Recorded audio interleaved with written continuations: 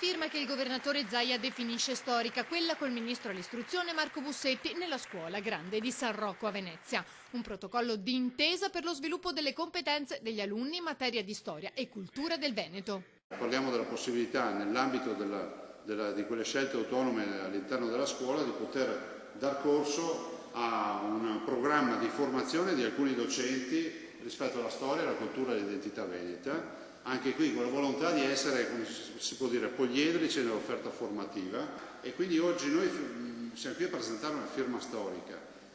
Qualcuno, e anche i giornalisti, magari non veneti, mi chiedono: ma perché queste cose in Veneto?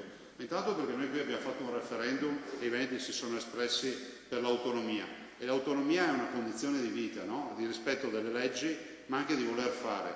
Lo diceva il vecchio presidente Napolitano, diceva l'autonomia è una vera assunzione di responsabilità, e noi siamo una comunità responsabile come la Lombardia, l'Emilia Romagna, sono tutti quelli che chiedono di poter avere più autonomia. Il protocollo prevede la selezione di 5 insegnanti da destinare ad attività di studio, ricerca e diffusione di unità didattiche di apprendimento sulla storia e la cultura veneta. A partire dal prossimo anno scolastico opereranno a tempo pieno come ricercatori per coinvolgere docenti e studenti delle scuole che nell'esercizio dell'autonomia scolastica chiederanno la loro collaborazione.